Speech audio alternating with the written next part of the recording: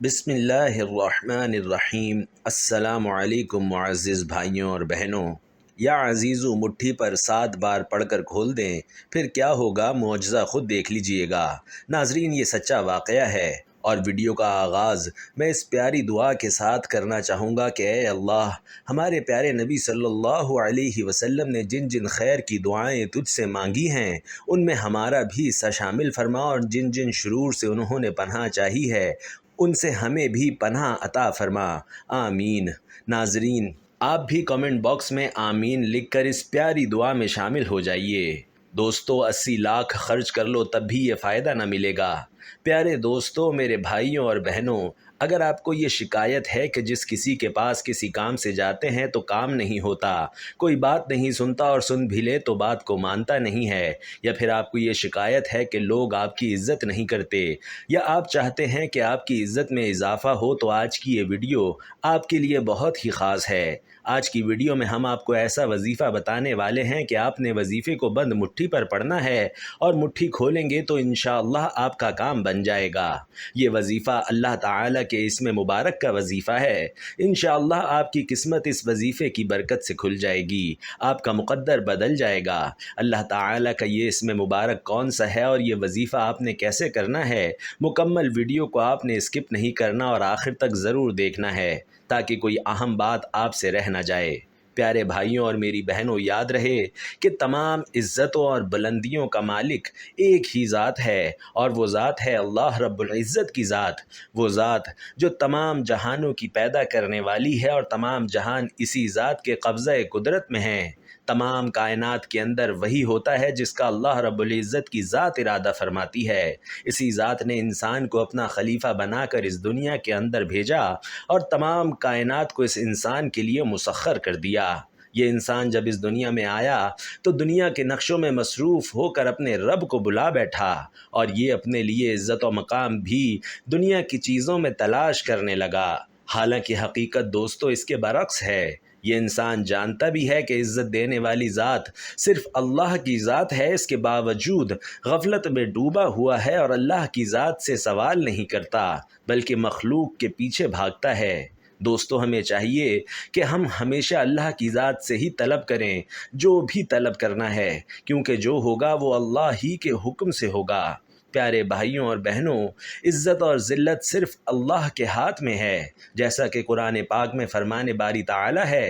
اے نبی صلی اللہ علیہ وسلم کہیے کہ اے اللہ، اے بادشاہت کے مالک، تو جسے چاہے بادشاہت دے، جس سے چاہے بادشاہت چھین لے، اور جس کو چاہے عزت دے، اور جس کو چاہے ذلیل کر دے۔ ہر طرح کی بھلائی تیرے ہی ہاتھ میں ہے، اور بے شک تو ہر چیز پر قادر ہے۔ اور دوسری جگہ اللہ تعالی نے فرمایا کہ بے شک عزت تو سب اللہ ہی کی ہے۔ پیارے بھائیوں اور بہنوں، ان ارشادات سے معلوم ہو جاتا ہے کہ عزتوں کا مالک اللہ پاک ہے، جسے چاہے عزت دے اور جسے چاہے ذلیل کر دے۔ وہی قدرتوں والی ذات ہے اور ہر چیز پر قادر ہے، تو اس لیے ہمیں چاہیے کہ اسی ذات کی طرف رجوع کیا جائے اور اسی سے عزت اور رتبہ مانگا جائے، کیونکہ اور تو کسی کی نہ قدرت ہے نہ مجال کہ کسی کو عزت دے سکے یا کسی کو ذلیل کر سکے۔ اگر ساری مخلوق اکٹھی ہو جائے اور کسی کو عزت دینا چاہے تو وہ عزت نہیں دے سکتی جب تک اللہ اس کو عزت نہ دے، اور اگر اسی طرح ساری مخلوق مل کر کسی کو ذلیل کرنا چاہے تو وہ ذلیل نہیں کر سکتی جب تک اللہ اسے ذلیل کرنے کا ارادہ نہ کر لے۔ دوستو، اسی لیے کہا جاتا ہے کہ اللہ ہی سے عزت مانگنی چاہیے۔ محترم ناظرین، حضرت عمر فاروق رضی اللہ تعالی عنہ سے روایت ہے کہ میں نے رسول علیہ الصلاۃ والسلام کو فرماتے ہوئے سنا کہ جس نے اللہ تعالیٰ کے لیے عجز و انکساری کا رویہ اختیار کیا تو اللہ اسے بلند کر دے گا، اور وہ اپنے خیال اور اپنی نگاہ میں تو چھوٹا ہوگا لیکن خدا اور بندوں کی نگاہوں میں عظمت والا ہوگا۔ اور جو کوئی تکبر اور بڑائی کا رویہ اختیار کرے گا تو اللہ تعالیٰ اسے نیچے گرا دیں گے، وہ عام لوگوں کی نظروں میں ذلیل اور حقیر ہوگا، اگرچہ خود اپنے خیال میں بڑا ہوگا اور دوسروں کی نگاہوں میں کتے اور خنزیر سے زیادہ بے وقت اور ذلیل ہوگا۔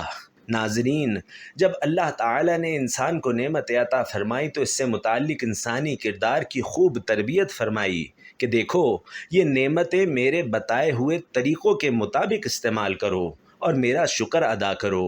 اگر میں یہ نعمتیں واپس لے لوں تو صبر کرو، اور جب میں یہ نعمتیں دوں تو اسے اپنے زور بازو اور اپنی محنت کا کمال نہ سمجھنا، بلکہ یہ تو میرا فضل و کرم ہے۔ اور دیکھو، تمہیں نعمتیں تو مل گئی ہیں، لیکن کچھ لوگ ایسے ہوں گے جن کے پاس یہ نعمتیں نہیں ہیں، تو ان کو حقیر مت سمجھنا اور خود تکبر میں مبتلا نہ ہونا۔ نعمتیں ملنے پر اترانا نہیں، شیخی میں نہ آنا۔ دوستو، شیخی کا مطلب ہے کہ بڑائی اور گھمنڈ میں نہ آنا۔ اردو میں اس کے بعض محاورے بولے جاتے ہیں، جیسے شیخی بھگارنا، شیخی مارنا، شیخی میں آنا، یعنی اپنی بڑائی ظاہر کرنا، اپنی تعریف کرنا، ڈینگے مارنا اور اپنے پر گھمنڈ کرتے ہوئے اپنے آپ کو برتر جبکہ دوسرے کو حقیر سمجھنا۔ دراصل غرور اور تکبر کے نتیجے میں انسان شیخی کے انداز اپنا لیتا ہے۔ کبھی انسان اپنے آپ کو مال و دولت میں دوسروں سے زیادہ سمجھنے لگتا ہے، کبھی علم یا عبادت میں اپنے آپ کو زیادہ درجے والا سمجھنا شروع کر دیتا ہے، کبھی خاندان اور برادری میں بڑائی میں مبتلا ہو جاتا ہے، اور کبھی دنیا کے مرتبے اور عہدوں کی بڑائی میں دوسروں کو حقیر اور اپنے آپ کو بڑا ظاہر کرنے لگتا ہے، جس کے نتیجے میں دوستو انسان اللہ تعالیٰ کے پسندیدہ افراد کی فہرست سے نکل جاتا ہے۔ اب ذہن میں یہ بات آتی ہے کہ آخر جب انسان کو کوئی عہدہ ملتا ہے، کوئی نعمت نصیب ہوتی ہے، یا کوئی اچھے کپڑے پہنے تو دل میں اچھا ہونے کے خیالات پیدا ہونا تو فطری بات ہے، تو یہ کیا برائی ہے؟ اس کا جواب رسول اکرم صلی اللہ علیہ وسلم نے ناظرین عطا فرما دیا۔ حضرت عبداللہ بن مسعود رضی اللہ تعالی عنہ سے صحیح مسلم میں روایت منقول ہے کہ ایک مرتبہ رسول علیہ السلام نے فرمایا کہ جس شخص کے دل میں ذرہ برابر بھی تکبر ہوگا وہ جنت میں نہیں جائے گا۔ تو ایک شخص نے عرض کیا کہ یا رسول اللہ، ایک شخص اس بات کو پسند کرتا ہے کہ اس کا لباس اچھا ہو، اس کا جوتا اچھا ہو، تو آپ صلی اللہ علیہ وسلم نے فرمایا، بے شک اللہ جمیل ہے اور حسن و جمال کو پسند بھی کرتا ہے، لیکن تکبر یہ ہے کہ حق بات کو جھٹلانا اور دوسرے لوگوں کو حقیر سمجھنا۔ تو دوستو، معلوم ہوا کہ نعمت ملنے پر خوش ہو جانا تو اچھی بات ہے، لیکن پھر دوسروں کو حقیر سمجھنا اور پھر اس نعمت پر اترانا گناہ ہے۔ اسی طرح اللہ تعالیٰ نے جو نعمتیں عطا فرمائی ہوں ان کے بارے میں لوگوں کو بتانا بھی شیخی مارنا نہیں کہلاتا، بلکہ اللہ تعالیٰ نے تو قرآن مجید میں آپ صلی اللہ علیہ وسلم کو اس بات کی تعلیم دی کہ اللہ کی دی ہوئی نعمتوں کو بیان کرو، لیکن بیان کرنے کا سلیقہ یہ سکھایا کہ اس میں مجھے یہ نعمت ملی ہے، اور پھر ملنے والی نعمت کے ذریعے دوسرے انسانوں کے کام آئے، والدین، رشتہ دار، ہمسائے کے حقوق ادا کرے، تو پھر انسان شیخی کے ہر انداز سے بچ جاتا ہے۔ ماہرین نفسیات نے اس بات پر خوب تحقیق کی ہے کہ جو انسان معاشرے میں شیخی مارتا ہے وہ دراصل احساس کمتری میں مبتلا ہوتا ہے، اور شیخی کے انداز اپنانے والے شخص کی معاشرے میں کچھ بھی عزت نہیں ہوتی۔ بظاہر لوگ اس کے معاشرتی مرتبے کی وجہ سے اس کے سامنے خاموش رہتے ہیں یا اس کی بڑی آؤ بھگت کرتے ہیں، لیکن کسی کے دل میں ایسے انسان کی کوئی عزت نہیں ہوتی۔ ناظرین، امام غزالی نے شیخی مارنے کے مختلف انداز اور اطوار کا تجزیہ کرتے ہوئے لکھا ہے کہ اہل علم اور عبادت گزار لوگوں کے شیخی مارنے کا انداز مختلف ہوتا ہے۔ وہ لکھتے ہیں کہ جب کسی کو علم نصیب ہوتا ہے تو منہ سے یہ جملے نکلنے لگتے ہیں کہ دیکھیں جی، فلاں شخص کو یہ بات بھی معلوم نہیں، اور اسے تو جی یہ بھی نہیں پتہ۔ گویا وہ ہم مجلسوں کو یہ بتانا چاہتا ہے کہ مجھے یہ سب معلوم ہے جبکہ دوسرے کو نہیں معلوم۔ اسی طرح شیخی کا یہ انداز بھی انسان کو دوسرے کی نگاہوں سے گرا دیتا ہے۔ جبکہ پابندی سے نماز پڑھنی شروع کی تو اب لوگوں کے سامنے تو بڑا برا لگتا ہے کہ میں نمازیں پڑھتا ہوں، لیکن اس میں شیخی کا انداز یہ آ جاتا ہے کہ دیکھیں جی، فلاں نمازیں نہیں پڑھتا، یعنی کہ میں پڑھتا ہوں لیکن دوسرا نہیں پڑھتا۔ یا حج اور عمرہ کر کے انسان آئے تو زبان سے یہ کلمات نکلنے لگیں کہ دیکھیں جی، فلاں کے پاس اتنا پیسہ ہے لیکن وہ حج نہیں کرتا۔ اب ایسا انسان ناظرین معاشرے میں اپنی قدر کھو دیتا ہے۔ ارشاد نبوی صلی اللہ علیہ وسلم ہے کہ برا ہے وہ بندہ جو شیخی کے انداز کو اپنائے اور تکبر کرے۔ ناظرین، یہ تو جب تھا کہ انسان کے اندر وہ خوبیاں ہوں، لیکن جب شیخی کے انداز اپنانے کی عادت پڑ جاتی ہے تو پھر انسان جھوٹ کی بیماری میں بھی مبتلا ہو جاتا ہے۔ اس لیے کہ ڈینگے مارنے والے شخص کو جب اس کام میں مزہ آنے لگتا ہے تو پھر وہ اپنی طرف سے ایسی خوبیاں اور بڑائیاں منسوب کر لیتا ہے جو اس میں دراصل ہوتی نہیں ہیں، اور اس طرح وہ جھوٹ بولنے کا بھی مرتکب ہو جاتا ہے۔ رسول اکرم صلی اللہ علیہ وسلم نے اس کیفیت کی بھی اصلاح فرمائی اور فرمایا کہ جب انسان اپنے بارے میں ایسی خوبیاں بیان کرنے لگتا ہے جو دراصل اس میں ہوتی نہیں تو پھر اللہ تعالیٰ اس پر ایسی آزمائش ڈال دیتے ہیں کہ وہ لوگوں کے سامنے رسوا ہو جاتا ہے اور اس کا سارا پول کھل جاتا ہے، اور لوگوں کے دلوں میں ایسے شخص کی کچھ بھی عزت نہیں رہتی۔ تو ناظرین، در حقیقت شیخی کے انداز اپنانے کے بارے میں ہمارے خالق و مالک نے جب فرمایا کہ جب بندہ اللہ کے پسندیدہ افراد میں سے نکل گیا تو اللہ کے بندوں کے دلوں میں اس کی عزت پھر کیسے ہو سکتی ہے؟ اللہ رب العزت ہم سب کو نعمت عطا فرمائے، لیکن اللہ تعالی ہمیں ہر ایسے عمل سے محفوظ رہنے کی توفیق عطا فرمائے جو دنیا اور آخرت میں رسوائی کا سبب بنے۔ دراصل سوچنے کی ضرورت ناظرین اس امر کی ہے کہ ایثار، خلوص اور محبت کس چیز کا نام ہے؟ انسان کے ساتھ محبت کیا ہوتی ہے اور کیسے ہو جاتی ہے؟ سیانے کہتے ہیں کہ ماں اپنے بیٹے کے غلط کام کو دیکھ کر بھی اس سے محبت کرنا نہیں چھوڑتی۔ محبوب تو وہ ہوتا ہے جس کا خراب کام بھی ٹھیک نظر آتا ہے، کیونکہ انسان حضرت آدم کی اولاد ہے، چاہے وہ کمہار ہو یا لوہار ہو، آفیسر ہو یا ماتحت ہو، با اختیار ہو یا بے اختیار ہو۔ اس لیے اولاد آدم کی حیثیت سے اس کا احترام لازم ہے۔ انسان دوستی اور انسانیت کا احترام ہمارے دین اور خصوصاً سیرت نبوی صلی اللہ علیہ وسلم کا ایک خاصہ رہا ہے۔ حضور صلی اللہ علیہ وسلم نے ہمیشہ بغیر کسی امتیاز کے ہر انسان کو احترام دیا، بغیر کسی مذہبی تفریق کے غیر مسلموں کو بھی مسلمانوں کے برابر عزت و تکریم دی۔ کسی انسان کے بے گناہ قتل کو پوری انسانیت کے قتل کے برابر جرم قرار دیا، چاہے وہ انسان مسلم ہو یا پھر غیر مسلم ہو۔ تو دوستو، ایک مسلمان اور ایک انسان دونوں حیثیتوں میں دوسرے انسانوں یا مسلمانوں کے ساتھ روزمرہ کے رویے بہتر کرنے کی ہمیں اشد ضرورت ہے۔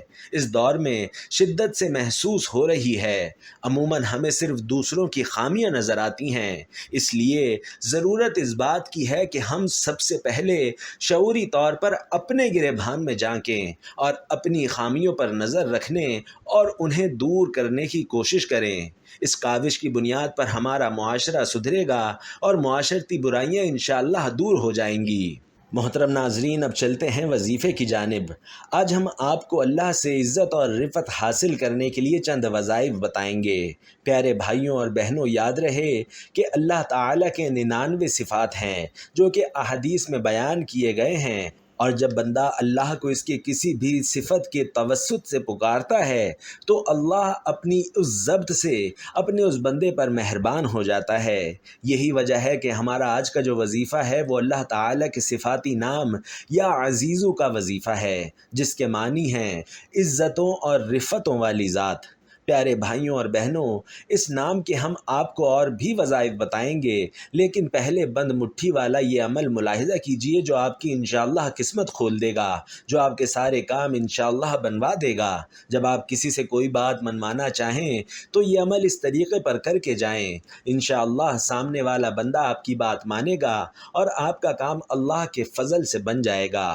عمل کا طریقہ بہت ہی آسان ہے۔ آپ جب کسی کے سامنے جانے لگیں تو اس سے پہلے آپ نے اپنی مٹھی بند کر کے اپنی مٹھی پر 41 مرتبہ یا عزیزو پڑھ کر پھونک دینا ہے، اور جب اس بندے کے پاس پہنچیں تو آپ نے مٹھی کھول دینی ہے اور اپنی بات اس کے سامنے رکھنی ہے۔ انشاءاللہ سامنے والا شخص آپ کی بات کو مانے گا اور آپ کی عزت و تکریم بھی کرے گا۔ اس عمل کو آپ جس مقصد کے لیے بھی آزمائیں گے انشاءاللہ مجرب پائیں گے۔ یہ عمل آپ کی قسمت انشاءاللہ کھول دے گا۔ پیارے بھائیوں، اس وظیفے کے علاوہ بھی اللہ کے نام یا عزیزوں کے متعدد فوائد اور وظائف اللہ والوں نے بتلائے ہیں، جو کہ مختلف حاجات کے لیے مختلف طریقوں سے کیے جا سکتے ہیں۔ آئیے آپ کو روزانہ 41 بار یا عزیز پڑھنے کے کرشماتی فوائد بتاتے ہیں، جو آپ اس نام کے ورد کی برکت سے حاصل کر سکتے ہیں۔ آپ کے مختلف مرادوں کو پورا کرنے کے لیے اللہ تعالیٰ کا یہ نام بہت ہی مؤثر ہے۔ آپ کو بتاتے چلیں کہ یا عزیزوں کے ساتھ اللہ تعالیٰ کا ذاتی نام ملانے سے اس کے اثرات اور بھی قوی ہو جاتے ہیں۔ اکابرین کا کہنا ہے کہ صبح کی نماز کے بعد اسے روزانہ 40 مرتبہ پڑھنے والا کبھی کسی کا محتاج نہ ہوگا۔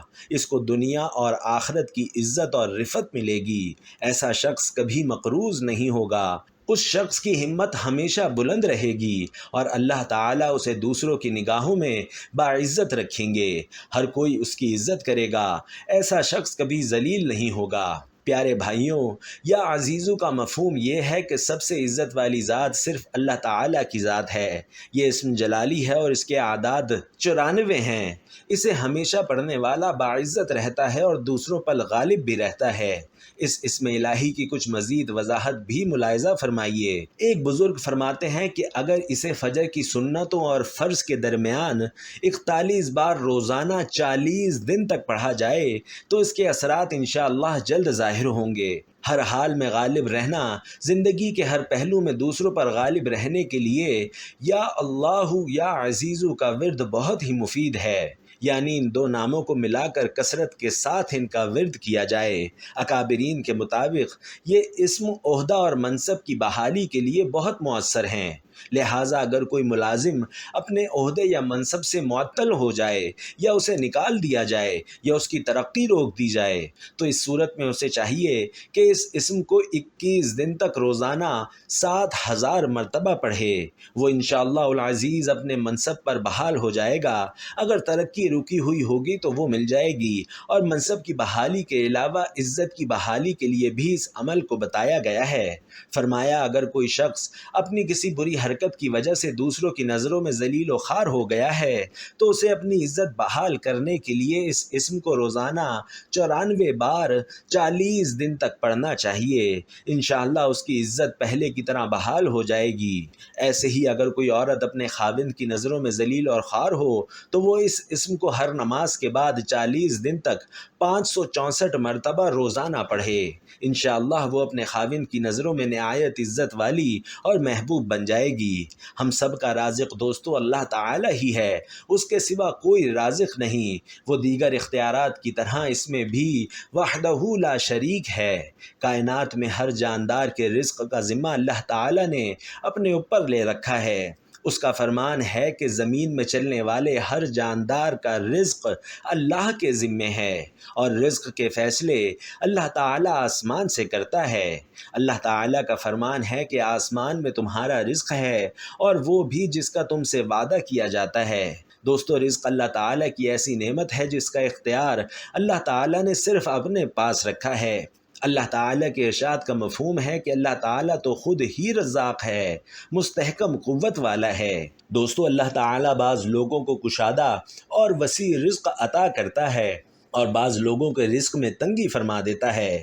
ایک منظم ضابطے کے مطابق اللہ تعالیٰ تمام مخلوقات کو اپنے وقت پر رزق پہنچاتا ہے، چاہے وہ زمین پر چلنے اور رینگنے والے جاندار ہوں، یا ہوا میں اڑنے والے پرندے ہوں، یا سمندر کی تاریکیوں میں بسنے والے جاندار ہوں۔ اللہ تعالیٰ کی نظر سے کوئی اوجھل نہیں، اور نہ پہاڑوں کی چوٹیوں پر بسیرا کرنے والوں کو اللہ تعالیٰ بھولتا ہے۔ اللہ تعالیٰ فرماتا ہے اور زمین پر چلنے والا کوئی جاندار ایسا نہیں ہے جس کا رزق اللہ نے اپنے ذمے نہ لیا ہو۔ ناظرین، آخر میں اللہ پاک سے خوبصورت دعا کرتے ہیں۔ آپ سب سے درخواست ہے کہ دعا میں اپنی شرکت لازمی بنائیے۔ اے اللہ رب العزت، اے ساری کائنات کے شہنشاہ، اے ساری مخلوق کے پالنے والے، اے زندگی موت کا فیصلہ کرنے والے، اے آسمانوں اور زمینوں کے مالک، اے پہاڑوں اور سمندروں کے مالک، اے انسانوں اور جناتوں کے معبود، اے عرش اعظم کے مالک، اے فرشتوں کے معبود، اے عزت اور ذلت کے مالک، اے بیماروں کو شفا دینے والے، اے بادشاہوں کے بادشاہ، اے اللہ، ہم تیرے گناہ گار بندے ہیں، تیرے خطا کار بندے ہیں، ہمارے گناہوں کو معاف فرما، ہماری خطاؤں کو معاف فرما۔ اے اللہ، ہم اپنے اگلے پچھلے صغیرہ کبیرہ سبھی گناہوں، خطاؤں اور نافرمانیوں کی معافی مانگتے ہیں۔ اے اللہ رب العزت، ہم اپنے گناہوں سے توبہ کرتے ہیں، ہماری توبہ قبول فرما۔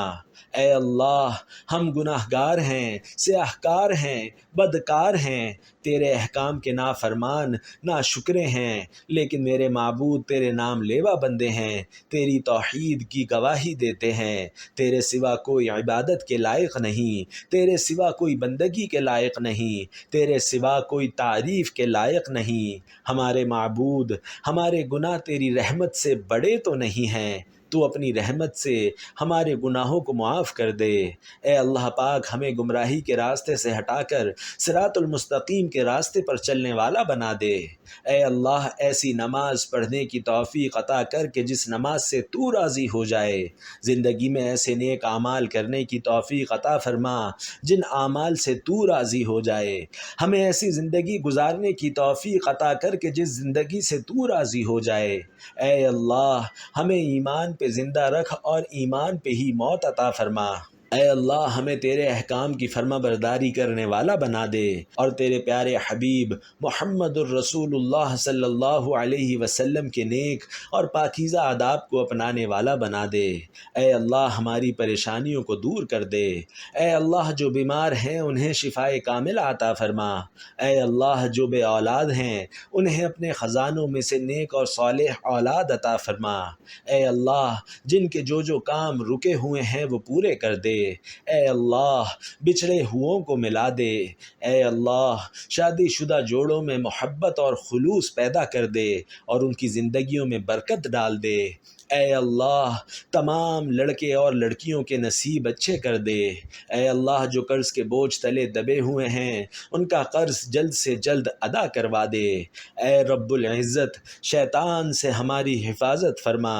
اے اللہ، حلال رزق کمانے کی توفیق عطا فرما۔ اللہ تعالیٰ آپ کو اپنے حفظ و امان میں رکھے۔ آمین یا رب العالمین۔ پیارے بھائیوں اور بہنوں، یہ تھی ہماری آج کی ویڈیو۔ جانے سے پہلے ویڈیو کو دوسروں کے ساتھ ثواب کی نیت سے شیئر ضرور کیجیے گا۔ ہم یہ امید کرتے ہیں کہ آپ کو ہماری آج کی ویڈیو ضرور پسند آئی ہوگی۔ اگر آپ کو ہماری آج کی ویڈیو پسند آئی تو آپ سے گزارش کرتے ہیں کہ آپ ہمارے چینل کو سبسکرائب کر لیں اور ساتھ ہی لگے بیل کے بٹن کو بھی پریس کر دیں تاکہ آپ کے پاس ہماری آنے والی مزید معلوماتی ویڈیوز کا نوٹیفیکیشن بھی بر وقت ملتا رہے۔ ویڈیو کو لائک کریں اور ثواب کی نیت سے دوسروں کے ساتھ شیئر بھی کریں، اور اس خوبصورت دعا پر کمنٹ باکس میں آمین ضرور لکھ دیں۔ کیا پتہ کس کی آمین سے کس کی بگڑی سنور جائے۔ اللہ تعالیٰ آپ سب کو اپنے حفظ و امان میں رکھے۔ آمین۔